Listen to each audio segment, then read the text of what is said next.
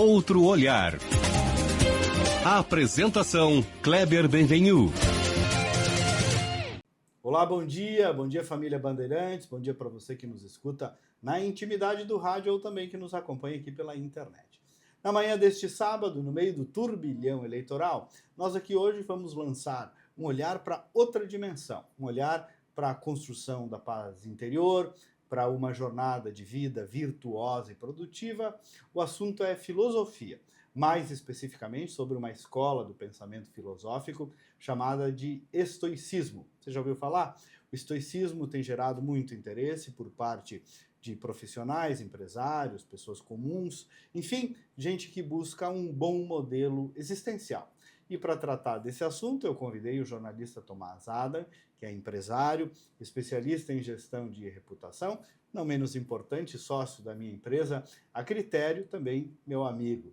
O Tomás é um conhecedor do assunto, já escreveu ensaios a respeito, palestras, e mais recentemente também deu uma aula sobre estoicismo na nossa Universidade Corporativa da Critério. Vamos falar então sobre filosofia, sobre estoicismo e muito mais sobre o que isso possa ensinar para a nossa vida e quem sabe até nos ajude a fazer um voto mais consciente, mais calmo no dia de amanhã, por que não? Então, Tomás, bom dia, obrigado por estar aqui para falar desse assunto conosco. Bom dia, Kleber, obrigado pelo convite, um prazer estar aqui contigo.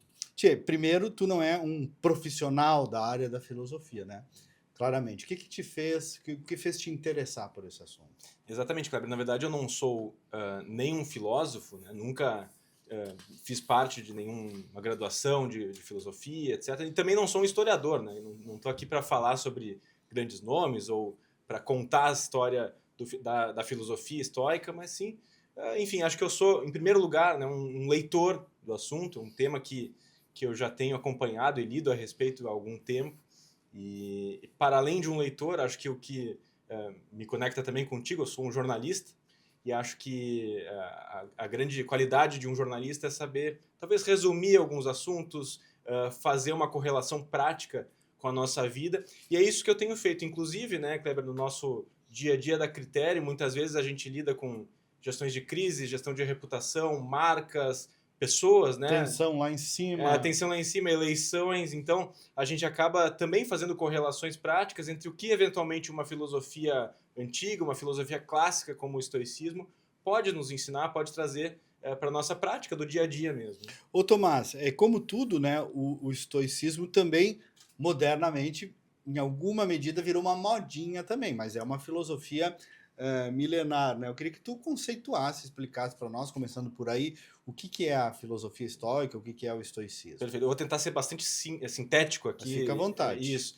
Na verdade, o estoicismo ele nasceu na Grécia, né? Uma filosofia que tem uma conexão com a Grécia Antiga, que, na verdade, antes de falar sobre estoicismo, é importante a gente tentar entender o que significa a filosofia na Grécia e de onde ela surgiu. O desenvolvimento da filosofia na Grécia surge muito do próprio desenvolvimento das cidades-estado. Então, a gente tinha Atenas, Esparta, e dentro dessa formação das cidades-estado, da polis, a discussão cívica era muito presente, quer dizer, na própria construção das cidades havia espaços de debate público, de discussão, e daí, justamente, né, estamos aí no fim de semana da eleição, a democracia surgiu daí. Então, essa discussão pública, cívica, ela criou, né, um espaço para que a filosofia surgisse. E dentro da evolução da filosofia grega, nós tivemos aí os grandes filósofos gregos, como Sócrates, Platão, Aristóteles, e daí então após isso, surgiram as escolas filosóficas gregas. E aí nós temos uma série de escolas, ou seja, são linhas de pensamento, formas de ver a vida, formas de ver como as pessoas atingem a felicidade, como elas atingem a plenitude. E aí tem uma série de escolas, como o epicurismo, por exemplo, que é a felicidade viria através do prazer, por exemplo. Ou então o cinismo, né, que é a valorização da vida simples, de uma vida com desprezo dos bens materiais. O estoicismo nada mais é do que uma dessas escolas. É uma escola que entende que, para além da felicidade vir de algum bem material, de algo nesse sentido, tudo que é externo a nós é neutro, ou seja, nada do que está externo a nós vai nos gerar um bem maior ou um mal maior. Na verdade, o que vem, o que nos traz a felicidade, o que nos traz a plenitude, é o exercício da virtude, né? Essa é a grande síntese do que é o estoicismo. Tudo que está ao nosso externo, então, por exemplo, tu acha que o dinheiro, por exemplo, nos traz felicidade? Mais ou menos. A saúde nos traz felicidade? Não, na verdade, esses são meios, né? São formas de a gente exercer a virtude. E ao exercer a virtude, nós conseguimos então chegar a um estado de felicidade ou de plenitude. É um pouquinho esse o resumo. E aí, quando a gente fala em virtude, aí podemos entrar um pouquinho mais em cada uma delas. Na verdade, o estoicismo entende que há 4 virtudes primárias, 4 virtudes cardeais. Exercer essa virtude, né? Que virtudes são essas? Que exatamente, a coragem, né? A sabedoria, a justiça e a temperança. São essas 4. Então, exercer atos de coragem, de virtude, de temperança e justiça, sabedoria, coragem e temperança. Isso produziria, geraria um estágio de felicidade elevado. Perfeitamente. E, na verdade, isso nos coloca nas nossas decisões diárias mesmo, assim, quer dizer, muitas vezes a gente entende que a gente só vai ser feliz quando nós tivermos determinado bem material. Ou então não, nem precisa necessariamente ser bem material, pode ser saúde, né? Na verdade, nada nos gerará essa felicidade, essa plenitude, se a gente não tornar esse meio, né, um caminho para se exercer uma virtude, uma vida virtuosa. E é isso que os estoicos defendiam. Ô, Tomás, às vezes o estoicismo, né, a pessoa diz assim, tal pessoa é estoica, né? Às vezes é um adjetivo depreciativo ligado a uma pessoa sem emoção, sem uma reação mais sanguínea com a vida e tal, um pouco amorfo, assim. Isso. É isso mesmo? Quando tem de ver? Porque tu diz, o que é externo é neutro. Explica como é que é essa relação do estoico com a emoção. Eu acho que talvez das 4 virtudes estoicas, né, 4 virtudes cardeais para o estoicismo, existe uma que é a temperança, que, aliás, é uma virtude que talvez hoje na vida moderna esteja cada vez mais difícil de se conseguir, que é uma das virtudes que busca justamente essa moderação. E é uma palavra linda, né? Temperança. Temperança, moderação, né? Agir dessa forma. Na verdade, eu acho que há uma grande confusão sobre a própria palavra estoicismo, estoico, né? Essa concepção moderna do que é isso, quando, na verdade, todo o estoicismo é baseado em ação, né? Em agir. Só que é agir com virtude, agir com temperança, agir com coragem, agir com justiça. Se não é uma passividade. Não é, de forma alguma não é passivo. Não é lavar as mãos, né? Pelo contrário, é saber como agir. Né? Então, essa busca pelo meio termo... Agir por meio da virtude. Sempre por meio da virtude. E é isso que leva, então, a essa condição, né, de maior elevação espiritual ou de felicidade, né? Isso que tu está dizendo mostra, né, outro raciocínio equivocado das pessoas, a ideia de que a filosofia é uma viagem, né? A gente é meio educado, assim, filosofia, né?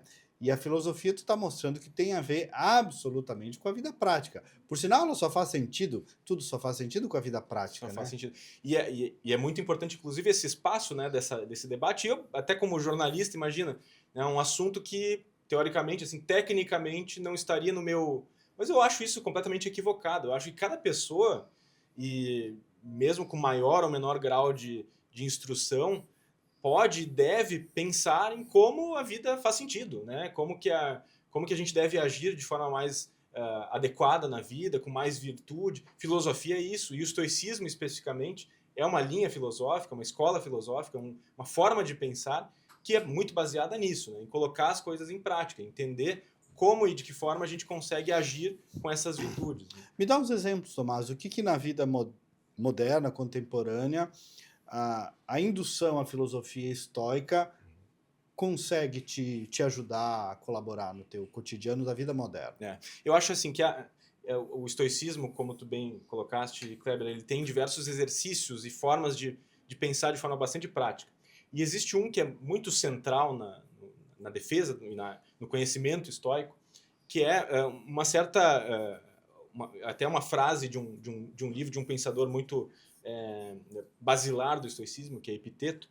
Existem coisas que estão no nosso controle e coisas que não estão no nosso controle. Quer dizer, tudo que nos cerca, a gente pode dividir basicamente nessas duas formas, né? Então, o nosso ouvinte pode pensar no que aconteceu hoje de manhã, né? Então, eu acordei e o café da manhã, comecei a fazer o café da manhã e o ovo que eu estava cozinhando queimou, por exemplo, né? Ou o meu carro acabou a bateria. Né? Tudo que acontece na nossa vida a gente pode dividir de duas formas. O que está no meu controle e o que não está no meu controle. Quer dizer, bom, eventualmente queimou porque o fogo estava muito alto, ou porque algo aconteceu, eu tive que sair da frente do fogão. Então, tudo que a gente pode fazer, né, acaba sendo dividido dessas duas formas. E o maior equívoco das pessoas e a maior fonte de infelicidade é nós focarmos demais ou tão somente naquilo que não está no nosso controle. E não entender isso. Quer dizer... E que a maioria das coisas não estão sob o nosso controle. Na verdade, tudo que é externo a nós, e essa é a grande defesa do estoicismo, né, tudo que é externo a nós não está no nosso controle. Então, claro, usei esse exemplo completamente do dia a dia, mas se amanhã ou depois eu receber um diagnóstico de que eu tenho uma doença terminal, isso está no meu controle? Não. Né? Se amanhã ou depois algo acontecer na minha vida e eu perder tudo de material que eu tenho, isso está no meu controle? Bom, e aí o que faz um estoico? Um estoico olha a partir disso e entende aquilo que está sob meu controle e aquilo que não está. Se algo não está sob meu controle, eu não posso fazer nada. O que eu posso fazer é aquilo que está sob meu controle, que é tudo que é interno a nós. Ou seja, se eu perco os meus bens materiais, ou se eu perco a minha saúde e tenho um diagnóstico de uma doença terminal, como é que eu posso agir com virtude? Né? Com temperança, com justiça, com sabedoria, com coragem. Tudo que depende de nós parte de nós mesmos, quer dizer, da nossa ação diante daquilo que não está. Existe uma frase, né, que é muito utilizada de Marco Aurélio, que é outro filósofo do estoicismo, que diz que a vida é uma opinião, na verdade. O tempo inteiro a gente está opinando sobre o que acontece no nosso entorno. Então, o ovo queimou, qual que é a minha opinião sobre aquilo? Eu vou ficar... vou perder o meu sábado por causa disso?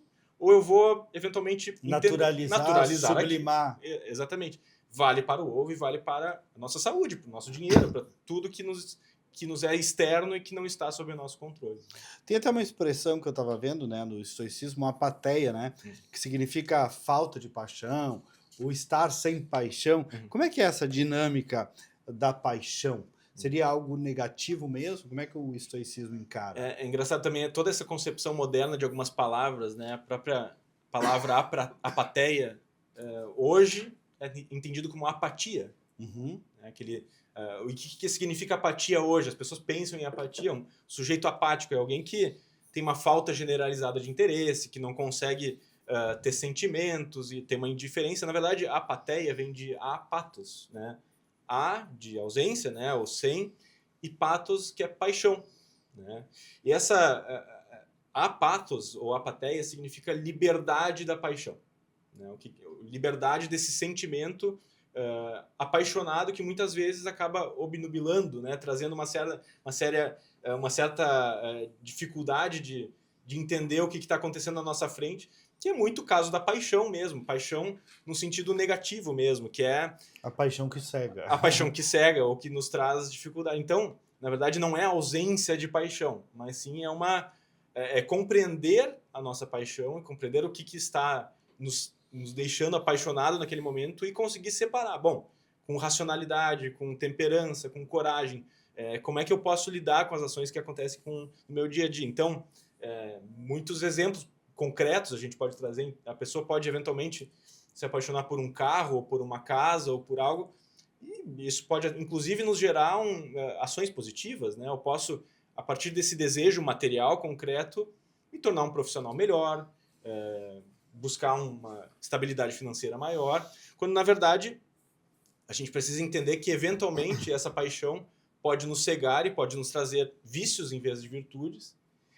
E mais importante do que isso, Kleber, acho que isso é talvez o centro dessa questão de paixão e do estoicismo, é entender que aquilo que não está no meu controle, como, por exemplo, a compra de uma casa, ou de um carro, ou de qualquer outra coisa, não pode me gerar esse sentimento que no final é vicioso, né? De que se eu não conseguir uma casa, eu vou ficar... Uma frustração. Frustrado, né? Se aquilo vai me gerar É um pouco aquela turma que vive do quando, né? Quando eu tiver casa, quando eu passar na faculdade, quando... E aquele quando que O quando nunca vai chegar. chegar e, na verdade, vai chegar ao fim da vida e vai entender que o quando, na verdade, é saber passar por todas essas fases levando uma vida virtuosa. Levando uma vida que, no final das contas, vai nos levar vai nos gerar esse sentimento de plenitude, de felicidade ou de conquista de algo que a gente quer. Né? Ô Tomás, e a ansiedade, hein, que é a grande patologia do nosso tempo, patologia social, o que o estoicismo tem a dizer sobre ela, ou para a cura dela, ou para amenizá-la um pouco? A gente entende que o estoicismo ele traz um conceito geral de que a vida é transitória. Acho que isso cabe a nós cada vez mais entender isso que está na maioria das religiões tradicionais também. E na verdade o próprio estoicismo tem muita conexão com o cristianismo, por exemplo. Inclusive eles são mais ou menos, surgiram mais ou menos, né, no mesmo período.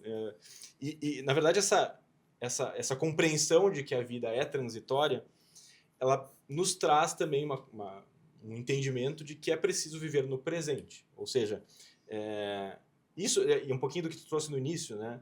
Uma certa moda sobre estoicismo tem relação também com algumas práticas modernas, né? Fala-se muito hoje sobre o tal de mindfulness, né? Que é essa atenção plena, a gente ter uma atenção plena do que está acontecendo agora, com exercício sobre isso, enfim, se concentrar totalmente no presente.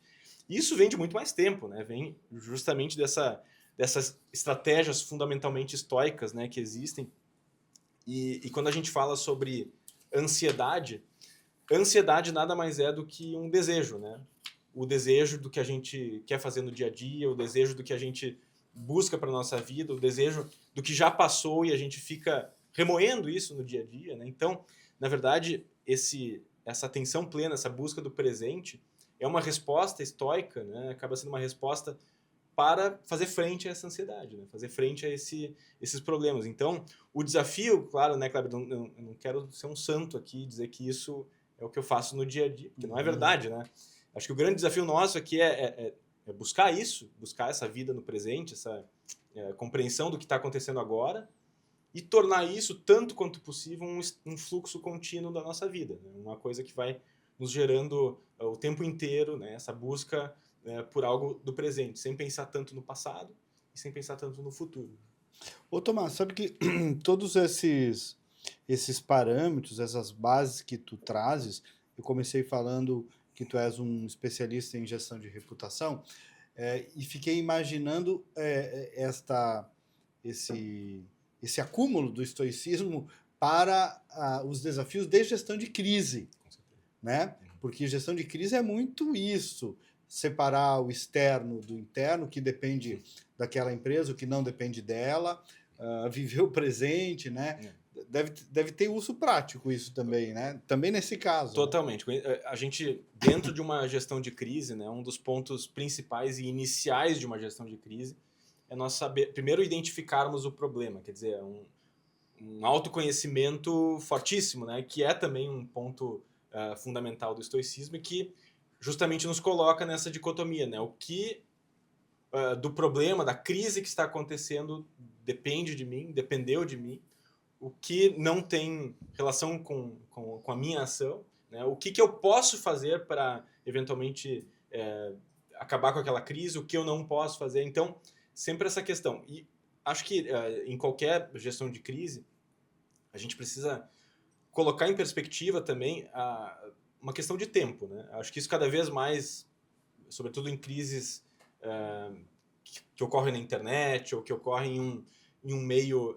Muitas vezes a gente acaba se preocupando demais com questões que eventualmente, com o tempo, né, ou que parecem muito maiores agora e que, na verdade, no futuro ou em algo mais...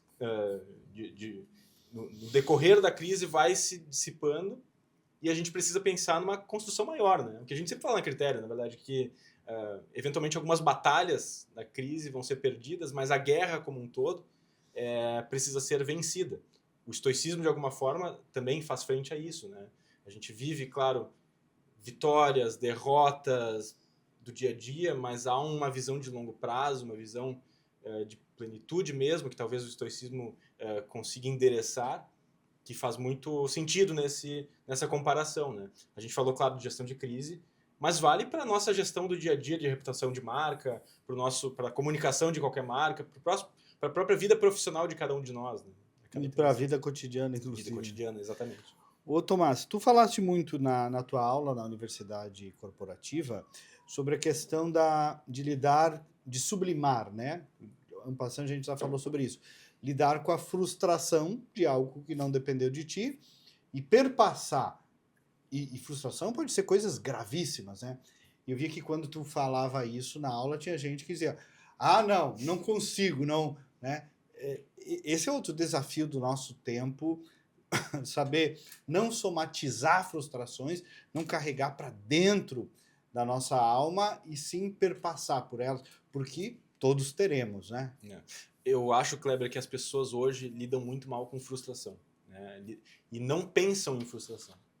Há uma tendência das pessoas fugirem até, né? De fugir, de entender que tudo de bom vai ocorrer comigo ao longo dos meus 80, 90 anos de vida. Isso, tem um pouco essa ideia de vida feliz 100%. Vida feliz e nada de errado. E se ocorrer algo de errado é porque eu sou um coitado. Imagina, algo de errado Ou aconteceu. vou marcar minha terapia para ver o que, né? Na verdade, existe também um termo, não vou usar tantos termos assim, mas um termo latim, que é amor fati. Né? Amor aos fatos, digamos assim. Amor ao que acontece. É o que é. É o que é, e na verdade, o que acontece, porque a minha vida não vai ter algo de ruim, ou não vai ter algo, não é ruim ou mal, mas assim, é natural que eventualmente eu possa passar por um momento que eu vou entender que é ruim, como uma questão de saúde, ou uma questão material, ou qualquer outra coisa. É uma ideia que choca as pessoas, e existem alguns exercícios estoicos, né, dentro da sabedoria estoica, que são, de fato, até um pouco chocantes, assim, quando a gente pensa hoje nessa vida em que tudo é bom, tudo de bom acontece comigo. Um desses exercícios, Kleber, é bastante controverso, que é toda vez que tu abraça, por exemplo, teu filho, ou abraça um amigo, um exercício importante é tu entender que aquele amigo vai morrer. Teu filho vai morrer. E que, eventualmente, aquele abraço pode ser o último da vida do teu filho ou da tua vida. Isso é natural. É o que é. É o que é, né? Pode ser. É o que pode ser. É o que pode ser, né? E, na verdade, ao fazer isso... Isso te transporta ao momento presente, né? Transporta e consegue fazer com que tu entenda que aquilo é parte da vida. E na verdade, quem não quer fazer isso, ou quem busca nem pensar nisso, corre o risco de pensar que um abraço a um filho, um abraço a um amigo, um momento de contemplação, é algo que já está dado pela vida, quer dizer, que aquilo vai estar o tempo inteiro comigo e que nunca nada de errado vai acontecer para que aquilo não ocorra mais. Então, esse exercício, né, esse amor aos fatos, que eu acho bastante rico e bonito, assim, é algo que realmente nos traz ao presente, que nos faz pensar que somos meros mortais e o que ocorre conosco, muitas coisas estão ao nosso alcance, a gente pode mudar ou não. Já dizer isso é chocante, né? Tu disseste na tua aula, eu disse lá naquela homenagem que eu recebi na Câmara de Vereadores, por acaso, e aí me valendo do cristianismo, né? Morreremos. Morreremos. É a única verdade absoluta é essa. Mas ela é chocante ainda. Chocante, E na verdade, eu entendo que filosofar, né, pensar na vida, fazer esse exercício filosófico é muito saber morrer. Né? No fim das contas é isso, saber morrer. O estoicismo também fala disso, né? Memento mori. Lembre-se de que você vai morrer. Tem uma passagem, né, da filosofia estoica que fala que um imperador romano, depois de uma batalha vitoriosa, né, volta à cidade e passa por uma caravana de pessoas de Roma em que todos estão comemorando aquela vitória e falando sobre como foi bom aquilo. E o imperador, na verdade, tem um servo ao seu lado em que ele fica repetindo uma frase, né? Na verdade, eu até anotei aqui que a gente sempre cuide de si mesmo, lembre-se de que você é um homem, e lembre-se de que você vai morrer, que em latim é memento mori, né? Então lembre-se de que você vai morrer, lembre-se de que a vida é transitória, e meditar sobre a própria mortalidade, na verdade, não é deprimente, né? É revigorante. Que bom que vamos morrer. Um padre católico, numa pregação, disse assim, padre Renato, se eu não me engano, que nós não devíamos dizer para as crianças o que você quer ser quando crescer. Uhum. Aí eu tá fazendo um pouco de caricatura, mas sim, tem que dizer o que você quer ser quando morrer. Né? Muito bom. Como é que você quer morrer? Que é um pouco isso do que tu está dizendo, enfim. A gente tem que falar sobre isso, no mínimo. Ô Tomás, para fechar, eu vejo que tu mesmo trata aqui o estoicismo como uma filosofia, não como uma religião. É uma filosofia que convive, por exemplo, pelo que eu noto, pelo menos com as religiões tradicionais. Com certeza, não. Uma coisa está ligada à outra. E os próprios estoicos, né, eles não eram ateus, de modo algum. Eles entendiam, na verdade, entendiam que esse sentimento de plenitude, de felicidade, estava muito ligado a uma certa conexão ao divino, ou ao superior, ou algo maior do que nós, né? Então, toda essa meditação que eu trago aqui sobre morte, sobre vida, sobre entender o nosso presente, também tem uma ligação com entender a nossa finitude, entender que eventualmente há algo maior do que nós e que, ao vivermos uma vida virtuosa, né, com virtude, a gente está, de alguma forma, também se conectando a algo superior, a algo que está além de nós. Agora, quando tu fala dessas lições, fica claro que o materialismo também, certamente, é um dos desafios muito grandes para uma vida mais plena, né? O apego nosso ao materialismo atrapalha a nossa visão também, né, existencial. E eu acho que tu falou a palavra certa, Kleber. Na verdade, não é o problema do materialismo. O problema é o apego. O apego. Então, na verdade, até há outras escolas filosóficas, que eu até citei, né, o ceticismo, que entendem que a felicidade se vem por negar tudo que é bem material, né, negar o que está ao nosso alcance. Quando, na verdade, a grande questão não é ter ou não ter bens materiais, ou buscar ou não buscar dinheiro, buscar ou não buscar um conforto. Na verdade, é utilizar o conforto, utilizar o dinheiro, utilizar os bens materiais como um meio, né, um transporte para a gente viver uma vida virtuosa. E, evidentemente... E não o bem material em si como um sentido de felicidade. Perfeito. Né? Esse é o caminho, na verdade. E, na verdade, claro, há bens materiais, há fatos externos que nos ajudam a ter uma vida mais virtuosa ou que nos levam a uma vida mais viciosa. E eu acho que esse um pouco... acho que a grande lição do estoicismo para os nossos dias atuais, né? Entender, assim, de tudo que me cerca, né? O que está me levando à virtude e o que está me levando ao vício. Né? O que está me levando a uma vida mais corajosa, mais sábia, com mais temperança, com mais justiça, e o que não, o que me leva a algo mais vicioso. Então, acho que essa é a grande lição que nos traz essa filosofia. Muito bem. Tomás Adams, jornalista, empresário, obrigado. Vota em Gramado ainda? Voto em Gramado, sim. O Tomás é gramadense, vota em Gramado, então vai voltar para lá. Meus caros, nós voltamos no próximo sábado com mais uma eleição, certamente falando de política, porque daí a legislação eleitoral vai ser mais permissiva conosco, ou um outro assunto do seu interesse. Até lá, bom dia, bom final de semana.